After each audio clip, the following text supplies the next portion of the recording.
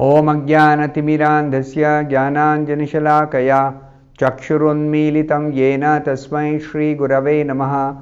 Nama Om Vishnupadaya Krishna Presthaya Bhutale Srimate Bhaktivedanta Swaminiti Namine Namaste Saraswate Deve Gauravani Pracharine Nirvishesha Shunyavadi Paschatya Deshatarine Jaya Shri Krishna Chaitanya Prabhu Nityananda Shri Advaita Gadadhara Srivasadi Gaura Bhakta Vrinda Hare Krishna Krishna Krishna Hare Hare Hare Rama Rama Rama Hare Hare Om Namo Bhagavate Vasudevaya Narayanam Namaskritya Naram Chaiva Narottamam Devim Saraswatim Vyasam Tato Jayam Mudirayet. In this session, we'll be discussing from the last 3 verses of this chapter, the 17th chapter of the first canto of Srimad Bhagavatam, the last 3 verses, namely 43, 44 and 45. So to begin this session, 43 and 44, which are given together, I shall read them and then we will move on to 45. So 43 and 44. Sa esha etarhi adhyasta asanam parthivochitam pitamahena upanyastam rajnya aranyam vivakshata. Rajnya aranyam vivikshata. Aste adhuna sa rajarshihi kauravendra shriyollasan gajahvaye mahabhagaha chakravarti brihatshavaha. The meaning of these 2 verses is given together by Srila Prabhupada. The most fortunate Emperor Maharaj Parikshit, who was entrusted with the kingdom of Hastinapura by Maharaj Yudhishthira, when Maharaj Yudhishthira desired to retire to the forest, is now ruling the world with great success due to his being glorified by the deeds of the kings of the Kuru dynasty. So in the purport, Srila Prabhupada says, the prolonged sacrificial ceremonies undertaken by the sages of Naimisharanya were begun shortly after the demise of Maharaj Parikshit. You see, there is a very important point. The discussion that is going on, which is being narrated here between Suta Goswami and the sages of Naimisharanya, that they began a 1000-year sacrifice towards the end of Dwapar Yuga and beginning of Kali Yuga, that period of time. So when did it happen? The prolonged ceremonies undertaken by the sages of Naimisharanya were begun shortly after the demise of Maharaj Parikshit. So the question will arise, why is Suta Goswami speaking in the present tense? In this verse, he is telling Maharaj Parikshit is now ruling the world with great success. Why is he talking in the present tense? So that will be explained by Srila Prabhupada. The sacrifice was to continue for 1000 years, and it is understood that in the beginning, some of the contemporaries of Baladev, the elder brother of Lord Krishna, also visited the sacrificial place. There is a description in the Bhagavatam elsewhere that this 1000-year sacrifice was begun by the father of Suta Goswami. The Suta Goswami referred to in the beginning of this Bhagavatam, who is answering the questions by the sages of Naimisharanya, is called Ugra Suta. But this 1000-year sacrifice was begun by the sages of Naimisharanya under the guidance of Ugra Suta's father, whose name was Romasuta. So, Romasuta was actually he was reciting the Puranas, because he was the disciple of Vyasadeva, who was expert in the Puranic literature, the fifth Veda, Puranic literature, Purana Itihasa. So he was reciting the Puranas when Lord Balaram visited the place, and Romasuta did not show proper respect to Balaram, and therefore Balaram actually wanted to teach a lesson to this Romasuta, and therefore Balaram actually took a blade of grass and he just touched it to the throat of Romasuta. Immediately Romasuta, he died on the spot. That means he was punished for his act of not showing respect to Lord Balaram, who is the Supreme Personality of Godhead. Even though Romasuta was so very learned, disciple of Vyasadeva, but he thought himself superior to Lord Balaram, because he was a Brahmana, and he was a learned personality, and he thought Balaram is a Kshatriya. Balaram is playing the role of a Kshatriya, but when Balaram came, everyone in the assembly stood up to respect him.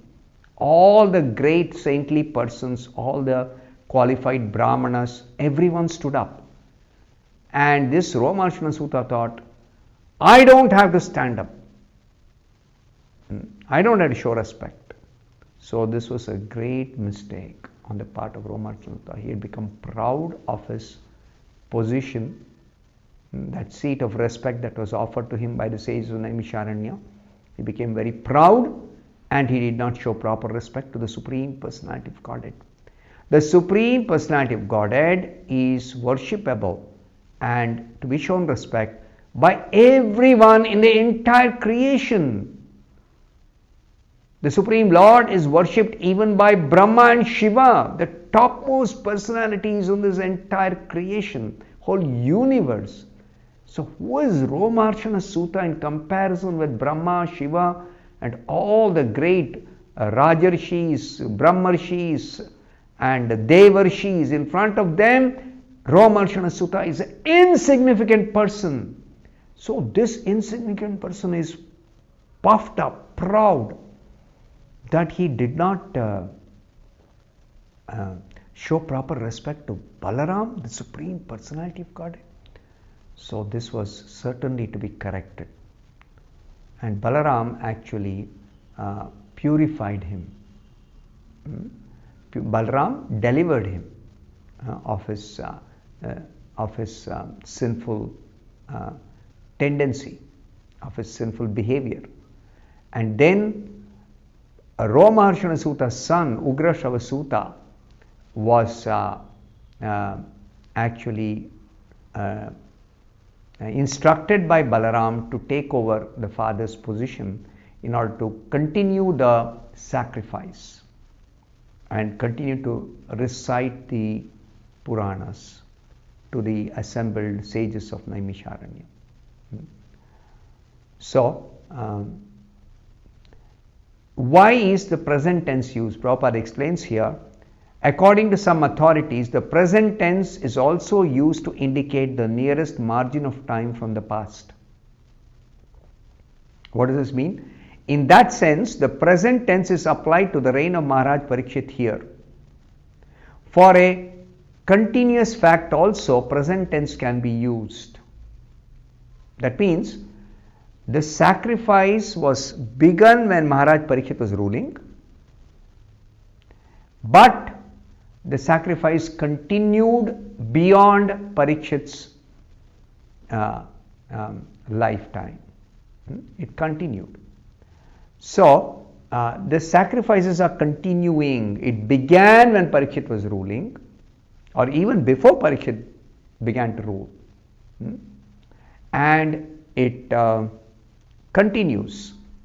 So therefore the present tense has been used. Also, the another reason why present tense is used is the principles of Maharaj Parikshit can still be continued and human society can still be improved if there is determination by the authorities. We can still purge out from the state all activities of immorality introduced by the personality of Kali if we are determined to take action like Maharaj Parikshit. So, Parikshit's example is being explained. He allotted some place for Kali, but in fact Kali could not find such places in the world at all because Maharaj Parikshit was strictly vigilant to see that there were no places for gambling, drinking, prostitution and animal slaughter. Modern administrators want to banish corruption from the state, but fools as they are, they do not know how to do it. They want to issue licenses for gambling houses, wine and other intoxicating drug houses, brothels, hotel, prostitution and cinema houses, and falsity in every dealing, even in their own. And they want at the same time to drive out corruption from the state. So why present day so much of all this corruption and increase in sinful activities? That is because the modern administrators, they do not know how to eradicate corruption. Simply for some economic consideration, they see that if large scale there is consumption of wine and cigarettes, they simply levy huge taxes on sale of wine, liquor and cigarettes, and that way they are able to generate a lot of revenue.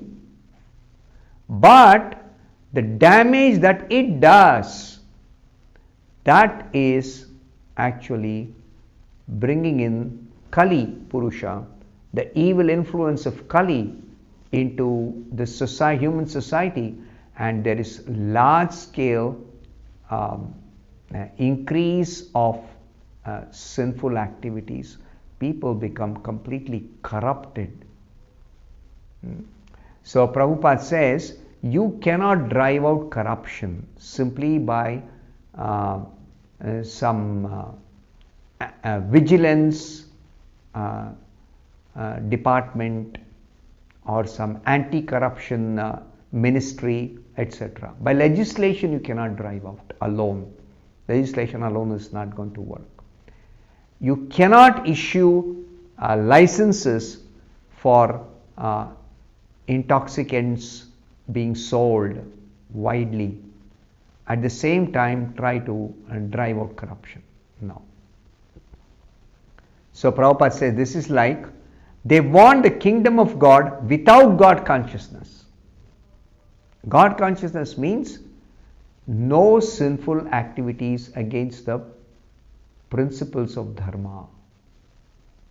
No sinful activity should be allowed. How can it be possible to adjust two contradictory matters? If we want to drive out corruption from the state, we must first of all organize society to accept the principles of religion, namely austerity, cleanliness, mercy and truthfulness, and to make the conditions favorable for these four pillars of dharma. We must close all places of gambling, drinking, prostitution and falsity.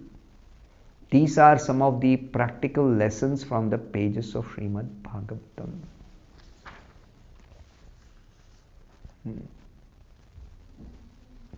So, the 45th verse is a short verse. I'll just read that. Itham bhutanubhavoyam abhimanyo suto nripaha yasya palayata kshaunim yuyam satraya dikshitaha. Maharaj Parikshit, the son of Abhimanyu, is so experienced that by dint of his expert administration and patronage, it has been possible for you to perform a sacrifice such as this.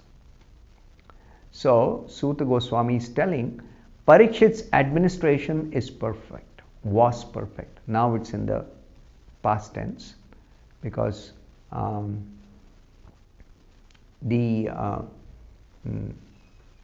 Bhagavatam recitation began after Parikshit's this second time Bhagavatam recitation began after the first time it was recited when Parikshit was cursed.